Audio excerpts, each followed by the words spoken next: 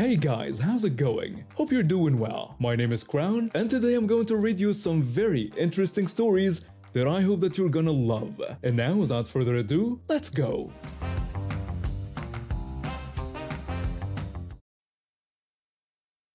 Teaching wasn't my first career choice. I actually wanted to be a paramedic, inspired by the first responders who tried to save my cousin during that horrible day at her school 15 years ago. But after spending 2 years in medical training, I realized I couldn't handle the pressure of emergency situations. The memories of that day were still too raw, too real. So I switched paths and became a teacher instead. I figured if I couldn't save lives directly, I could at least help shape them. I got hired at a middle school in a suburban area, teaching 7th grade science. The job was everything I hoped it would be. The kids were great, the subject matter was interesting, and I felt like I was making a difference. But the staff room, that was a different story. From day one, a group of teachers took issue with my appearance. Not because I dressed inappropriately, quite the opposite. I wore the same style every single day. Black slacks, a loose-fitting top, and an open cardigan. I had multiple sets of similar clothes, all practical and comfortable, but apparently this was somehow offensive to them. It started with whispers and side eyes in the teacher's lounge. I would often hear the redhead teacher pointing out my uniform again to the blonde teacher, who would wonder aloud if I owned any other clothes. They thought I couldn't hear them, but I did. I just chose to ignore it. When they directly asked me about it, I would simply tell them I liked dressing this way. This went on for nearly 2 years, with their comments getting bolder and more frequent. One day, during lunch break, the teacher with glasses asked me if I ever got bored wearing the same thing every day. I told her it worked for me. The blonde teacher then chimed in, asking if I ever wanted to express myself more or show some personality. I responded that my personality wasn't in my clothes. They'd roll their eyes and laugh, treating me like I was some sort of social outcast, but I didn't care. The cardigan stayed. It had to stay. As my 3rd year at the school was coming to an end, I had already accepted a position at a private research facility. Teaching had been rewarding, but an opportunity to work in environmental science research was too good to pass up. I hadn't told anyone yet, preferring to wait until the end of the semester. That's when Karen, the ringleader of the Mean Girls Club, who happened to teach English literature, decided to make one final attempt at confronting me about my wardrobe choices. We were in the teacher's lounge during prep period, and I was grading some papers. She loudly questioned how many cardigans I owned. When I simply replied that I had several, she demanded to know why I always wore the same thing and what was wrong with me. Something in me snapped. Maybe it was because I knew I was leaving soon, or maybe I was just tired of their constant harassment. I put down my red pen and looked her straight in the eye, asking if she really wanted to know. She laughed and told me to enlighten them about my fascinating fashion choices. The room had gone quiet. Several other teachers were watching now, eager to finally hear the explanation for my weird behavior. That's when I told them everything. I explained about my cousin who was killed in a school shooting when she was 14 and I was 12. I told them how she bled out before the paramedics could reach her. I explained that after that I spent years learning everything I could about emergency first aid and trauma care. I revealed that I wore a cardigan every single day because if something ever happened, if one of our students ever got hurt, I could use it to apply pressure to a wound and potentially save their life. The silence in the room was deafening. Karen's face had gone pale and she was staring at her coffee cup like it was the most interesting thing in the world. The teacher with glasses quietly mumbled that they didn't know, her voice barely above a whisper. I told them they were right. They didn't know. But I pointed out that they had spent 2 years making fun of something they didn't understand. I asked them what kind of example that set for our students, choosing to bully and mock instead of asking respectfully or just minding their own business. I gathered my papers and stood up. Before leaving, I told them about my new position at the Environmental Research Center, starting next month, and wished them luck finding someone else to criticize. I walked out of that teacher's lounge with my head held high. The next few weeks were interesting. Karen avoided me completely, and the others could barely look me in the eye. A few of them tried to apologize, but I just nodded and kept my distance. Their guilt wasn't my responsibility to manage. On my last day, I found a small package in my classroom. Inside was a high-quality first aid kit with a note that read, "We're sorry. You taught us more than we ever taught you." I donated it to the school nurse's office, and I still wear cardigans at my new job. My daughter was diagnosed with spinal muscular atrophy when she was 3. It's been a challenging journey, but she's the bravest 12-year-old I know. My husband and I worked extra jobs for 2 years to afford her new wheelchair, one of those advanced models with artificial intelligence that helps her navigate stairs and uneven terrain. It's been life-changing for her, giving her independence she never had before. We were at the mall celebrating her first successful week using the new chair by ourselves. She was showing us how she could now reach things on the higher shelves at the bookstore, something that always frustrated her before. That's when we heard them. 2 kids, probably around 8 and 10, were pointing at my daughter's wheelchair and whispering to each other. Their mother stood nearby, tapping away on her phone. I didn't think much of it at first. Kids are naturally curious about the chair because it looks pretty high-tech. Then one of the kids called out to their mother, excitedly pointing out what they called a cool robot chair. Their mother responded by commenting on how expensive it looked. The second child immediately declared they wanted to try it. My husband quickly stepped in, politely but telling them that the chair wasn't a toy. The kids ignored his warning and rushed over. Before we could react, they started pulling at my daughter's arms, trying to get her out of the chair. My daughter cried out in pain, begging them to stop. I shouted at them to get away from my daughter. Their mother had the audacity to accuse us of being selfish, saying her angels just wanted to try it for a minute.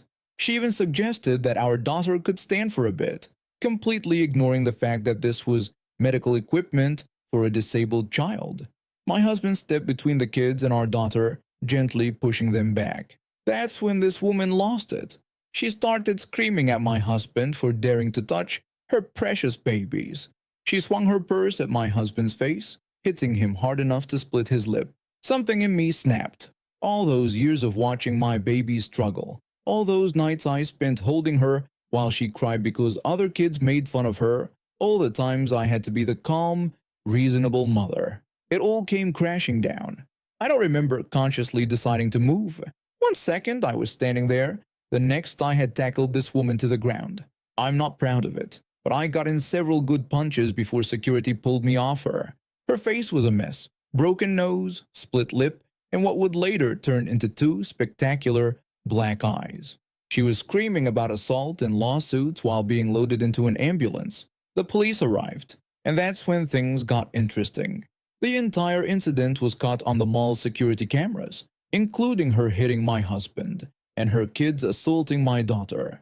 Multiple witnesses came forward, including an off-duty nurse who had seen everything. Karen was charged with assault and battery, contributing to the delinquency of minors, and attempted robbery since she had actually been caught on camera instructing her kids to get that chair. She got 3 years in prison, lost custody of her kids to their father, and was ordered to pay for any damage to my daughter's wheelchair, plus additional compensation for emotional distress. My daughter is doing okay now, though she was shaken up for a while. We got her into therapy, and she is slowly getting her confidence back. The wheelchair company even sent a tech to do a full inspection and upgrade her chair's security features for free after hearing about what happened. The incident made the local news, and our community rallied around us. Several families with disabled children reached out, and now my daughter is part of a support group where she has made some amazing friends. I've been friends with my best friend for over 20 years now. We met at a local community center where we both volunteered, and we instantly clicked. She's always been this incredibly kind and patient person, almost to a fault. That patience was tested for years by her nightmare of a husband, whom she finally decided to divorce 2 months ago. Before I get into the juicy part of the story, let me tell you a bit about their marriage. They met through mutual friends at a dinner party. He seemed charming at first. Successful businessman, well-spoken, came from a good family. But as soon as they got married, his true colors started showing. He was controlling, manipulative, and had this weird obsession was always being right. My friend spent 15 years walking on eggshells around him.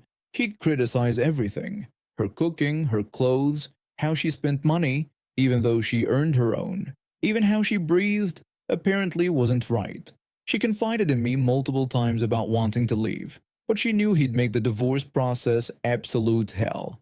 He'd done it before to his ex-girlfriend, who tried to break up with him, harassed her for months until she had to move to a different city. 2 months ago, though, something in her finally snapped.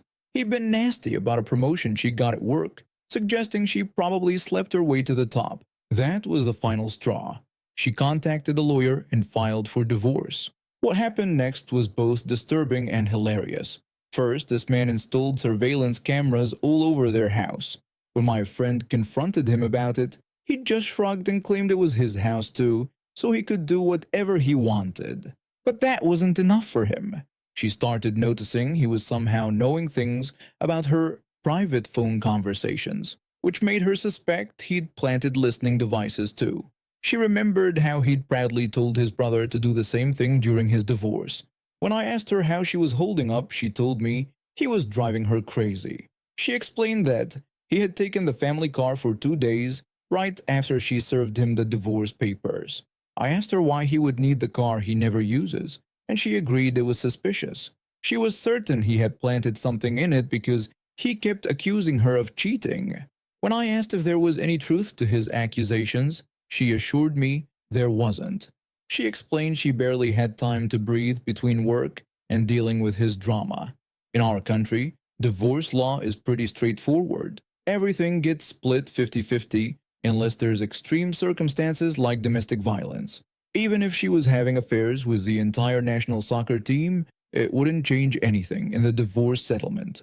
When she told me she couldn't afford to have the car checked for surveillance devices, I had an idea for some petty revenge.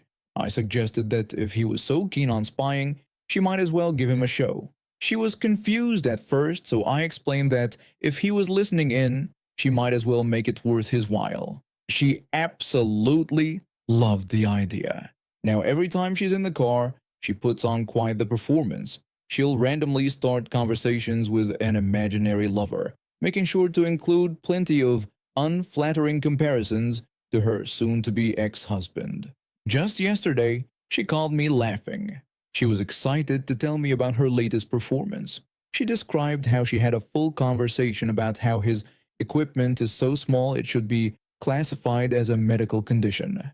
Then she spent 10 minutes discussing how he's the worst she's ever had and how she feels sorry for any future women who end up with him. He's been stomping around the house in a terrible mood, but he can't say anything about it without admitting he planted listening devices in her car. She's even started making up fake dates and adventures, describing in detail how much better other men are compared to him.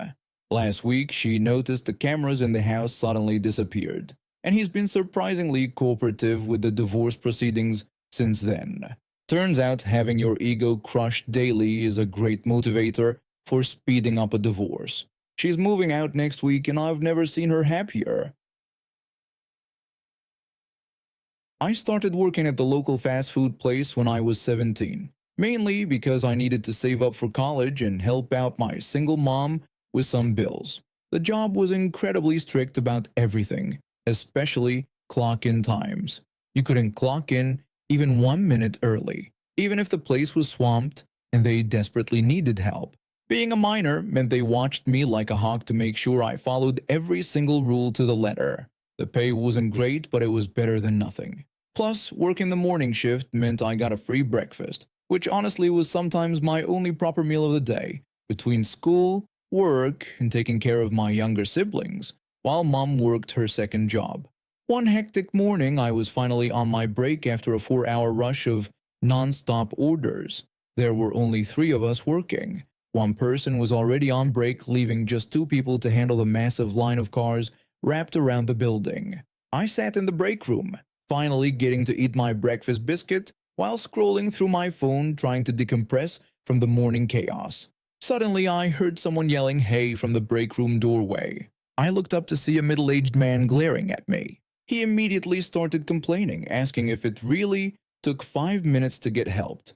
I apologized and tried to explain the situation, gesturing toward the window where you could clearly see the line of cars sneaking around the building. I told him that service usually didn't take this long, but we were busy and someone would help him as soon as possible. He scowled. Then he demanded to know why I couldn't just come and help him myself. I had to explain that I was on my break. This only made him angrier, and he slammed his hand on the counter, making me jump. My breakfast biscuit nearly fell from my hands. He raised his voice and demanded again that I get up and help him. I stared at him, completely bewildered. The audacity of this man to come into the break room and demand service from someone clearly on break was astounding. My anxiety was through the roof. I usually avoided conflict at all costs, but something in me snapped a little. All I could manage was a confused, no. His face went through about 5 different shades of red, but before he could say anything else, my shift supervisor walked in. She immediately told the man that this area was for employees only and that he needed to return to the front counter. The man tried to complain about me being unhelpful and about his 5-minute wait. My supervisor shut him down quickly, explaining that I was on my mandatory break, which was required by law since I was a minor. She offered to give him the customer service number if he wanted to complain about wait times, but made it clear he needed to leave the employee area immediately or she would call security. The man huffed and puffed but eventually stormed out. He did end up waiting for his food, but he couldn't even look me in the eye when he passed by later. My supervisor later told me she'd had to ban a few entitled customers like him who thought they could barge into employee-only areas. After he left, my supervisor praised me for handling the situation well and reminded me never to feel bad for taking my legally required break. I wish I could tell my younger self to stand up to these entitled people more often, but I'm proud of that small moment where I managed to say no despite my anxiety. And now we have reached the end of today's stories. Thank you for watching, and see you next time.